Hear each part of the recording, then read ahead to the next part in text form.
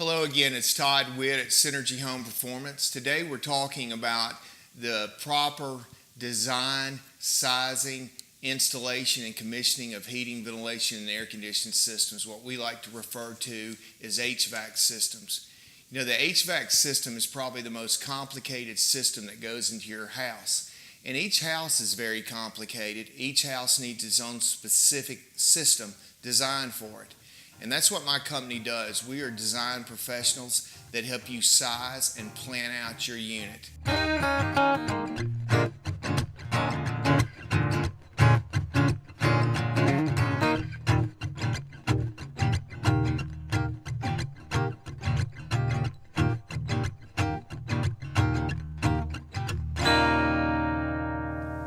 HVAC is boring to most people. I get that. Most people just want to buy a piece of equipment, hook some ductwork up, and expect to press a button and get cold or hot air. They are more focused on the pretty stuff like the cabinets, the countertops, back patio areas. What we focus on is energy efficiency, comfort, durability, and health. There are multiple steps in designing an HVAC system. Please check out our website at WeTestOthersGuess.com. You can go to Resources, then Presentations, and then click on number 4, which is properly designing an HVAC system. One of the very first steps in doing an air conditioning design is figuring out exactly where your thermal barrier is. For example, let's draw out a little sketch of a house. We have our roof, that's our attic, and then down here in the bottom we have our crawl space, and then we have our house.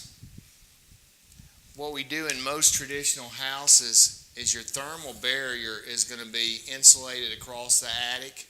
We're going to put your HVAC unit up here in 140 degree heat, and you're going to have major problems cooling this house down correctly. You're going to have to use a lot of larger equipment to accommodate that. Then we go and we use floor insulation in the crawl space that's not working. We'll soon have a video that shows you why traditional crawl space insulation does not work. But then we put our unit down here and we have it in 30 or 40 degree temperature in the winter time. It's wet, it's cold, so we have a system running in either the cold or the hot, and it's outside the thermal envelope.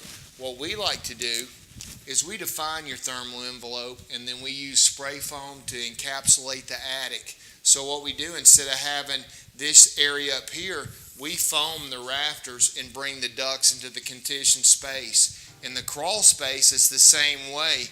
We encapsulate the crawl space and bring all the ducts and unit inside the conditioned space.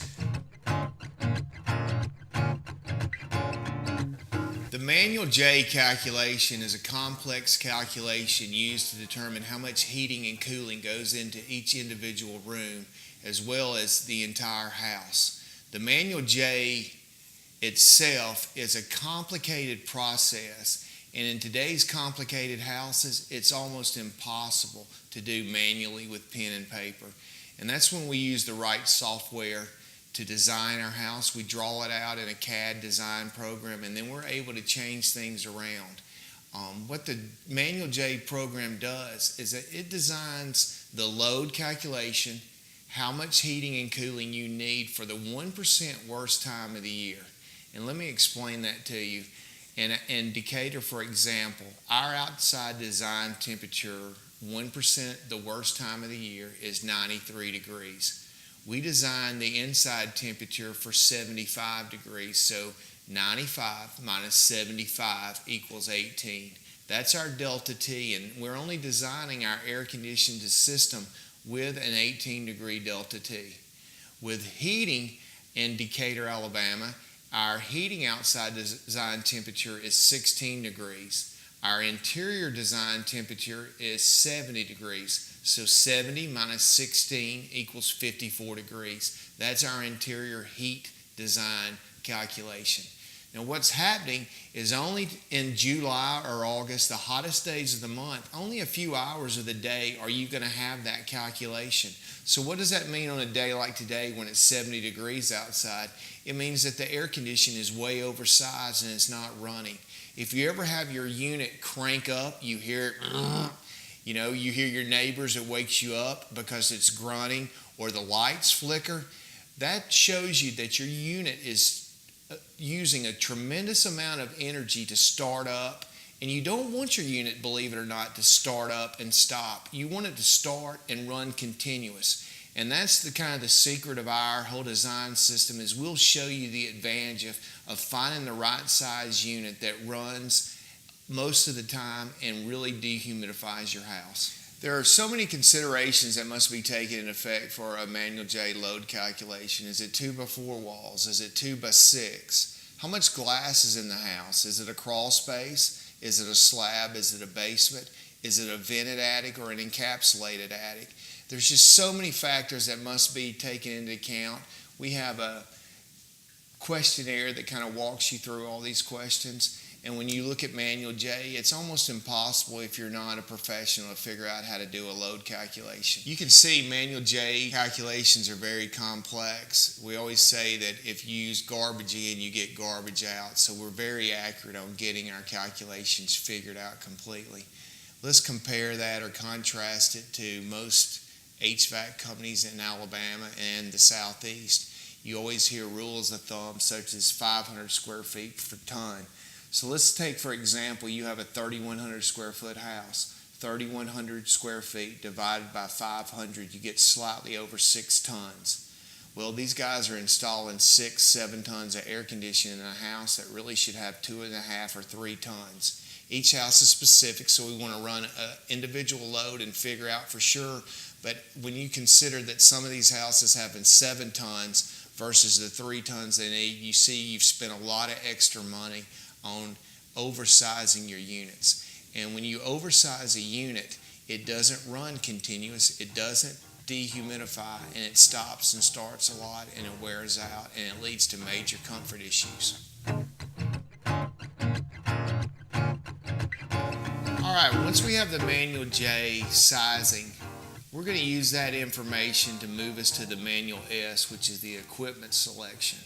And what we want to do in Alabama is we want to pick a unit that not only cools the house correctly, but dehumidifies properly. And what we've got to have it is we want a unit that has long run times, so it will run long, the coil gets cold, and it removes humidity, and it makes us very comfortable. And there's a long, complicated process of picking out the units. What we typically want to do is we want to get a good, better, best for you, and later on we'll go into the different types of equipment that you can select from. When we're selecting equipment, one of the things that is very important to remember is that it's not so much about the manufacturer. Everybody talks about a Trane or a Carrier or this or that brand of air conditioning. I always tell people it's kind of like a Ford is to Chevy, is to Dodge, is to Toyota. They're all good products, but with air conditioning, it's more about the field install. What we've got to do is we take the equipment, we got to piece it together in the field with the ductwork and all the other things that go with it. So it's more important to get a great installer than it is to buy a certain brand of equipment. When you start looking at Manual S, the equipment selection, so many people get caught up on high SEER ratings. High SEER ratings are great, and that really just means the energy efficiency of the unit. But buying a box alone, being energy efficient, it doesn't translate into the field, because what we've got to do is include the ductwork, the insulation, the air tightness of the house. There are so many different factors. So a lot of times we'll go with a medium range SEER with a great design and great install. Okay, we just saw how you come up with a Manual J or start the procedures for coming up with a Manual J. And one thing we've got to remember is with a Manual J, it is just the very first step of doing an HVAC design. The next step we're going to go to is Manual D, which is the duct design. So many systems have oversized units and undersized ducts. Rarely do you ever see this manual used. You see guys out in the field using ductulators, but they're not really understanding how the whole system works. And that's one of the things we will do. We will lay out your ductwork completely. We size it and make sure that you get the air that's supposed to be going into the room getting back to the main unit to get reconditioned and dehumidified. Thanks for watching our video. Check us out on Facebook, Instagram, and our website at WeTestOthersGuests.com.